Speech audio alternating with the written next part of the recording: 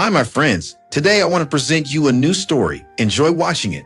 10 days ago, my life tilted on its axis. I still remember sitting at Grandma Evelyn's oak kitchen table, the faint smell of cinnamon drifting from the teapot she always kept warm.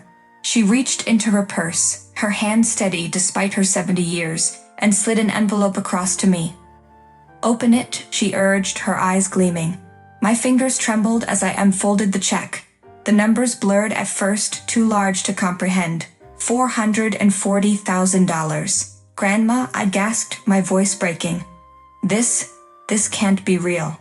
"It's as real as my belief in you," she said, her tone firm. $440,000 for the purchase. Another $160,000 reserved for renovations and equipment. "Julia, this is your moment. Build the beauty salon you've dreamed of since you were a girl braiding doll's hair in my garden." Tears spilled before I could stop them. I reached across the table, gripping her hand. "I don't deserve this." "Yes, you do," she replied sharply. "I've watched you work 2 jobs, save every penny, sacrifice while others only take. This is not charity, it's an investment in you." Her words sank deep, lighting a fire in me. For years I had worked in other people's salons, smiling while swallowing their rules and their disdain. Now the vision I carried, bright mirrors, soft lights, clients walking out with confidence, suddenly had flesh and bone. That night I spread blueprints across my apartment floor.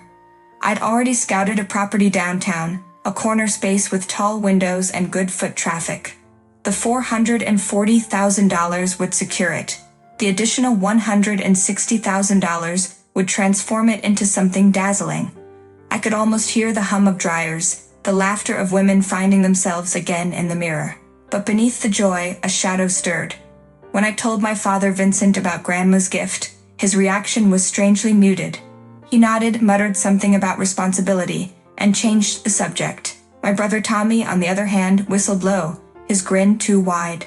"Wow, Jules," he said, slapping my back. "That's generous. Guess Grandma loves you best." His words lingered in my mind long after he left, leaving a taste I couldn't name, envy, maybe, or something sharper. At the time, I brushed it aside, too busy sketching plans and calculating budgets.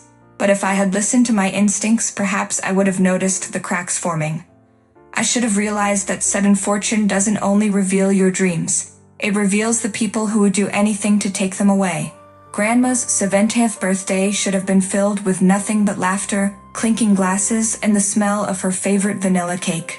I had come bearing roses, still shaken from the strange lie my brother Tommy I'd heard 3 days earlier, that the party had been cancelled because Grandma was ill. And yet, miraculously, she was here, healthy and well-dressed, radiant in her emerald dress, surrounded by friends and relatives. When she spotted me, her face lit up. "Julia, darling, you came." I barely had time to kiss her cheek before her voice rang out, silencing the chatter. "Tell me, Julia, what did you do with the $160,000 I gave you for renovations?" The words struck like a thunderclap. My throat dried instantly. "What $160,000? I whispered, the room tilting. Around us, conversations died, glasses paused midair. Across the table, my brother Tommy froze, his face draining of color. Grandma's brows knit. "The extra funds I transferred to the joint account." Vincent assured me it was done. My father cleared his throat, looking away, but Tommy's hands trembled as he reached for his drink. I stared at them both, my pulse hammering. I never received it," I stammered. "Grandma, I swear, the only money I touched was the $440,000 for the purchase.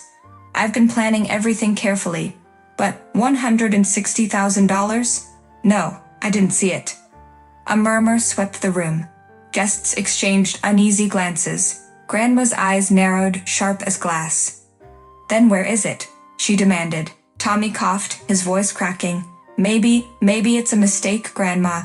Banks mess things up all the time." But his evasive smile betrayed him. And in that moment, as the air grew heavy with suspicion, I realized this party would end in anything but celebration. The silence after Grandma's question clung to the air like smoke. I could hear the faint ticking of the grandfather clock in the hall, each second louder than the last.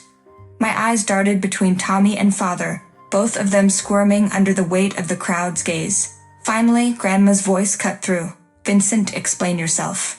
My father shifted in his chair, tugging at his cuff. "Mother, I thought Julia knew.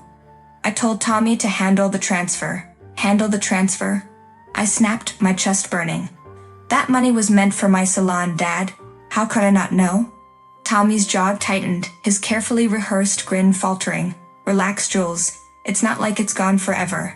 I just borrowed it, for some things I needed." "Borrowed?" My voice cracked. $160,000 isn't pocket change, Tommy. What did you do with it? His silence was answer enough. Grandma's hands trembled as she reached for her cane. "Tell me this instant," she demanded, her voice icy. Tommy finally spoke, his words spilling out in a rush.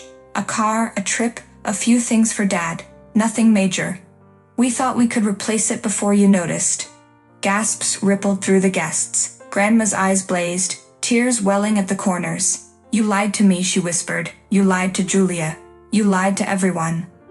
I stared at my brother, disbelief twisting into something sharper. Betrayal. "You told me Grandma's party was cancelled. You didn't want me here because you knew this would come out." Tommy's face crumpled, his arrogance gone. Father looked away, shame etched in every line of his face. But the room no longer belonged to them, it belonged to Grandma's fury. And I knew in my bones this lie was about to cost them more than they ever imagined. The room erupted the moment Tommy's confession slipped into the open. Guests whispered furiously, chairs scraped against the floor, and Grandma Evelyn slammed her cane against the tiles with such force, the chatter died. "Enough," she said, her voice sharp as a whip. "This is theft. Not a misunderstanding, not a mistake. Theft from your own blood." I watched my father flinch as though struck. "Mother, please, it was poor judgment, not crime. We only—" "Silence, Vincent." Grandma's cheeks flushed crimson. "You raised your son to believe he could lie and steal, and now you dare to excuse it in my house." Tommy's composure cracked. He dropped his glass, shards scattering across the floor. "We were going to put it back. The car, the trip, they were temporary. I swear we meant no harm." "No harm." My voice trembled with anger. "You destroyed my trust, my future plans, everything I worked for. You left me to look like a thief in front of the entire family." Grandma pulled her phone from her purse with hands that did not shake. "This ends tonight. I will not protect you from the consequences." The color drained from Tommy's face as realization dawned. "Grandma, wait, don't call them. Please." But she already had. Minutes later, the wail of sirens pierced the night. Two uniformed officers stepped inside, their eyes sweeping over the stunned guests. "Vincent Carter? Thomas Carter?"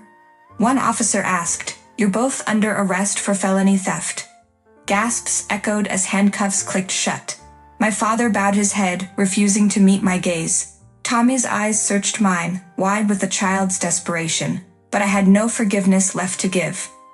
As they were led past the stunned crowd, the weight of their greed collapsed like ash around us. What they had stolen wasn't just money, it was the fragile bond of family, now shattered beyond repair. Weeks later, the echoes of that night still lingered. Father and Tommy were sentenced to probation and ordered to repay every stolen dollar. Their sleek cars vanished, their luxury trips replaced by grim jobs as porters and handymen. The proud Carter men reduced to shadows of themselves. Meanwhile, Grandma made her decision clear. One morning, she handed me a set of keys and a deed. "This house, and all I've built, is yours now, Julia. You carry honesty in your bones. That's what matters." Tears stung my eyes as I embraced her. "I'll never let you down, Grandma." With my grandmother's help and her blessing, I completed a luxurious renovation and purchased all the necessary equipment for the beauty salon. I poured my heart into the salon. The once empty space blossomed into radiant studio. Mirrors gleaming, chairs lined like promises, the scent of lavender filling the air. On opening day, women streamed in, laughter echoing off fresh painted walls. As I watched the first customer smile at her reflection, my chest swelled. The betrayal of my family had cut deep. But it had also carved a path forward. Greed had tried to bury me, but from its ashes I had risen. A new dawn had come, and this time it was mine to claim. Friends, what do you think of this story? Write your opinion in the comments.